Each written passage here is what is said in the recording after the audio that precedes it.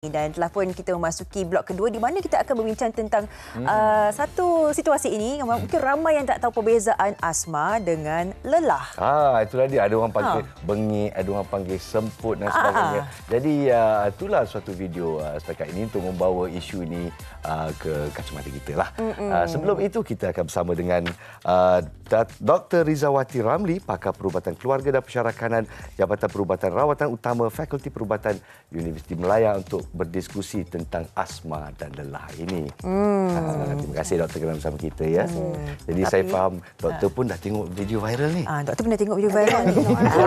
Di mana sisi sweet, sangat-sangat sweet pasangan ini yang sang suaminya menjaga si isteri yang menghidapi asma yang sangat-sangat baik sekali ketika berada di hospital pada satu ketika dulu yang tular di media sosial seperti dipaparkan sekarang.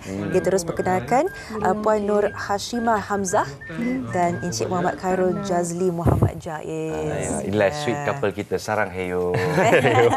Tapi nak tahu betapa sweetnya, terutama untuk mereka yang mungkin tidak sempat menonton video yang tular ini, kita saksikan dulu. Then you judge for yourself. Jangan judge sangat-sangat. Tengok, kita saksikan.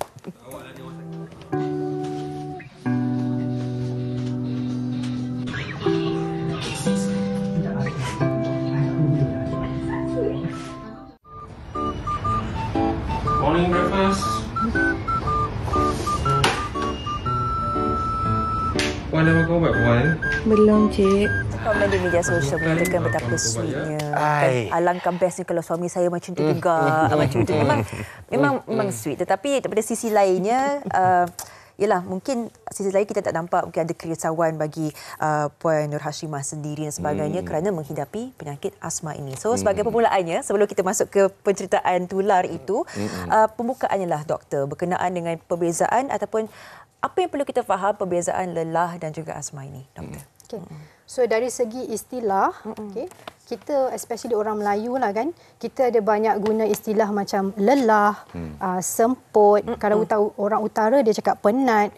So kalau sebagai seorang perawat ataupun doktor, bila pesakit beritahu gejala tersebut, pertama sekali kena clarify dengan dia apa yang dimaksudkan dengan istilah tersebut lah.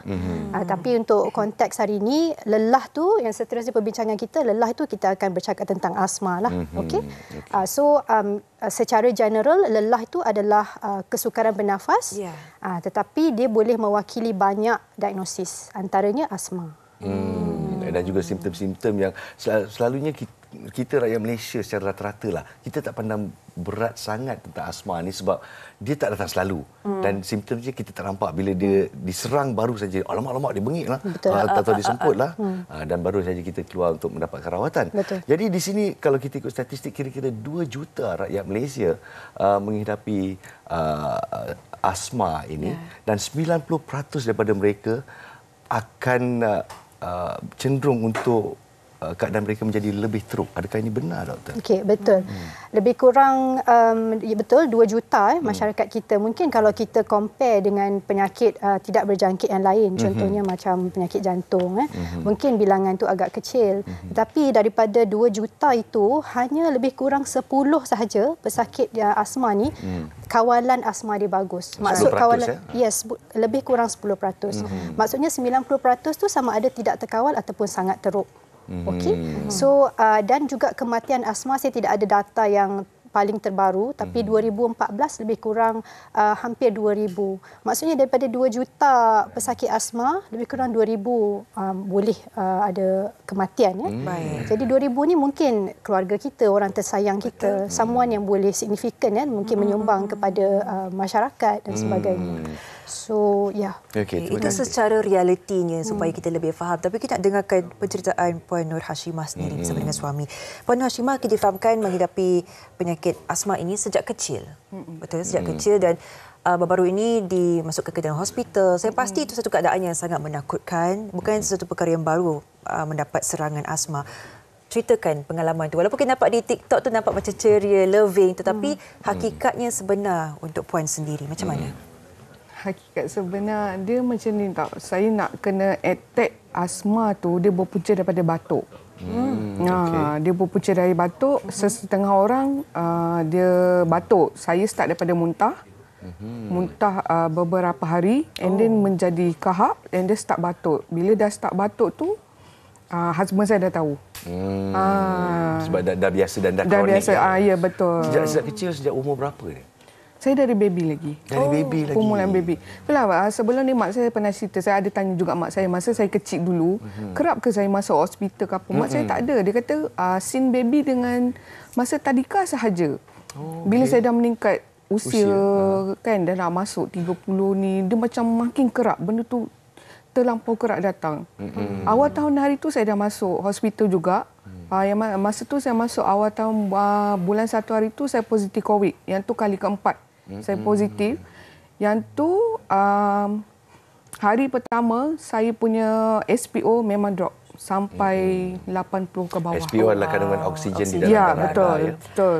So doktor ada jugalah cakap nak sajakan saya untuk masuk tube ke apa, saya tak nak. Saya cakap memang saya tak nak. So doktor bekalkan saya dengan oksigen yang pakai ikut hidung tu. Sampailah beberapa hari oksigen saya naik sikit. So beransur pulih. Ya. Dan saya rasa yang paling menakutkan dan berat juga adalah bagi pasangan ataupun yang paling dekat dengan kita melihat kita sengsara. Bagi Encik Khairul sendiri bila tahu kondisi isteri macam mana, kadang pergi kerja pun rasa risau, kat hospital kita jaga bagaimana datang minyak dan penuh dan sebagainya. Apakah antara penjagaan yang Encik Khairul sendiri macam okey saya kena pantau betul-betul isteri saya perubahan ke apa supaya tak ada attack serangan yang luar biasa. Persediaan sebagai care. So, rumah saya ni jenis yang pelupa lah. So setiap kali kalau pergi kerja tu, time saya rehat ada masa, saya akan call dia lah, tanya dah makan ubat ke belum. So kalau dah make sure dia dah makan ubat tu, kita pun nak kerja pun rasa lega lah. Sebab yang asma ni dia silent killer, so bila-bila je boleh berlaku kan. So dan anda juga pengamal perubatan kan? Saya pasti anda juga ada persediaan macam beg emergency dah sedia dan sebagainya kalau ada apa-apa kecemasan. Ada ke macam tu? Maksudnya macam mana tu? Kalau kata diserang secara tiba-tiba. Inhaler lah, dia ada inhaler dah. So kena standby lah untuk dia. So memang dalam bag tu kalau pergi mana-mana tu memang akan standby lah. Akan standby. Yes, akan Mana-mana pergi, mana-mana pergilah, risaulah. Analisis Dr. Rizawati berkenaan dengan kondisi puan ni macam mana? Adakah betul-betul kronik? Apa yang perlu kita tahu? Okey, kalau tadi saya sempat berbual dengan Puan Shima tadi. Mungkin saya boleh kongsikan untuk kebaikan penonton lah kan. Okay. So, Puan Shima merupakan pesakit yang sudah didiagnos dengan asma.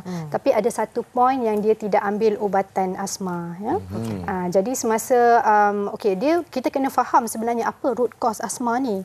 Sebab asma ni adalah penyakit di mana berlaku penyempitan kepada saluran pernafasan kita. Okey, sebab apa? Pesakit asma dia punya saluran pernafasan tu sentiasa dalam keadaan radang. So, yes. Jadi, kita kena treat yang root cause tu, iaitu kita kena sentiasa make sure that kadar radang itu sentiasa terkawal. So, kita tidak ada gejala. Bila radang tu banyak, dia akan sempit dan pasien akan ada gejala. Dan keradangan ini selalunya apa puncanya? Adakah ia allergen ataupun mungkin secara semula jadi apa kita makan, apa kita inhale? Okey. So pesakit asma dia adalah faktor dalaman lah. Apa faktor di dalam badan dia yang menyebabkan dia punya saluran pernafasan tu hyper responsif ataupun lebih sensitif kepada faktor pencetus yang tertentu. So faktor pencetus tu antaranya cuaca. Ada yang cuaca sejuk dan kering, kebanyakan pesakit asma akan ada gejala. Ada juga yang pesakit yang tidak boleh pada cuaca yang panas. Okey. Debu, hama dalam rumah kita. Okey, mungkin bulu-bulu binatang, toys, okey. Ada bunga di luar, okey. Untuk Hashima, apakah trigger dia? Selalunya. Sebab dekat rumah memang saya ada bela kucing lah. Kucing. Okay. Tapi adakah faktor genetik adik-beradik, mak ayah ke? Tak ada. Family saya semua tak ada asma. Seorang je? Tak ada, ya? Macam mana pula doktor kalau dari segi genetik? Adakah allergen adalah kucing? Boleh jadi. Boleh jadi. Kebanyakan pesakit asma dia ada sejarah keluarga yang positif lah. Tetapi bukan bermakna kalau tak ada tu tak boleh jadi asma. Itulah dia. Dan bercakap tentang pencetus tu, seseorang pesakit asma tu kita akan bagi tahu dia apakah potential pencetus, tapi dia sendiri yang kena recognize untuk diri dia. Betul. Okey, contohnya temperature mungkin orang pesakit asma A dia tak boleh sejuk, pesakit asma B tak boleh panas, Macam tu sekali ya. Variasi dia so sangat kita bagi ekstrim. tahu dia apa faktor pencetus yang possible untuk mencetuskan asma, dan dia sendiri melalui pengalaman dia dia identify apa yang patut dielakkan lah untuk Nampaknya kisah dua cinta sejati ini telah mendapat perhatian penonton-penonton di luar sana. Sampai banyak juga komen kita di laman Facebook dan juga soalan-soalan untuk doktor kita. Antaranya, selamat pagi doktor ya, daripada Zinat Man. Anak saya seorang yang mengalami sakit asma, tapi yang ketara anak saya tak boleh dalam keadaan panas sangat dan terlalu sejuk macam doktor kata tadi. Dan kukunya akan lebam. Tapi yang merisaukan, aktiviti apa yang sesuai untuknya. Sekarang musim panas ni kerap MC. Apa penyelesaian penyakit ini? Beliau hanya disyorkan nebulizer dan inhaler, tapi masih lagi kerap penat. Kuku biru, lebam tu yang saya risau baca kat sini. Sebab saya tak pasti sama ada diagnosis asma tu confirm ataupun tidaklah. Jadi kalau kita assume diagnosis asma tu confirm, apa yang penting dan mesej yang penting saya nak sampaikan juga di kesempatan ini adalah untuk pastikan pesakit yang memang confirm asma, dia ada dua jenis ubat lah basically ya. Satu ubat yang pelega bila dia ada gejala dia pakai, ataupun ubat yang nak maintain kadar radang tu sangat terkawal supaya tak ada gejala. Okey, jadi kebanyakan patient bila kawalan dia tak bagus sebab dia selalu tidak ambil yang ubat yang perlu dipakai hari-hari tu. Ubat kawalan, controller medications dalam bentuk inhalers lah. Kebanyakan rasa sebab dia pakai tu tak ada kesan apa. Adakah mungkin ada juga yang takut dengan kebergantungan terhadap inhaler tu. Dia jadi macam forever ataupun jangka masa panjang. Dia tak nak anak dia mungkin terdedah dengan kata terlampau berharap sangat pada inhaler. Ada pendekatan yang salah atau betul bila menyentuh partly salah lah. Okay? So sangat penting untuk kita educate our patients. Dia kena faham root cause tadi, iaitu keradangan kepada saluran nafas dia. Sebab itu dia kena pakai ubat yang kontrol radang tu, ada gejala ataupun tak ada gejala. Sebab bila mereka tak ada gejala, dia rasa tak perlu pakai ubat. Bila aku ada gejala, I pakai dia. Itulah dia persepsi. So tapi suami tersayang pasti dah tahu akan persepsi kan? Dan tahu antara risikonya di sini. Jadi sebagai seorang pengamal perubatan, seorang dietitian ya. Jadi apakah pemakanan yang sesuai yang disediakan? Kita tahulah kat hospital memang dilayan macam daya gitu kan. Tapi kalau di rumah mungkin ada pemakanan yang disediakan. Untuk makanan sejuk memang stop untuk dia lah. Memang stop. Memang makan panas lah. So benda-benda yang berakar ke sayur-sayur menjala ke pun tak boleh jugalah dia makan. Okey. Ada apa lagi pantang-pantangnya mungkin nak kongsi? Pantang, sofa. Ais krim. Ais krim ke. Memang tak boleh. Memang tak boleh lah. Dalam video TikTok tu minta donat boleh? Donat boleh lah. Donat boleh. Yang mana-mana boleh. Kurang-kurang saja. Okey. Jadi tekstur makanan tu pun kita kena ambil tahu jugalah. Kalau anak kita mungkin ada asma tu yang berakar tu tak boleh. Yang boleh tersangkut memberikan radang tu sendiri.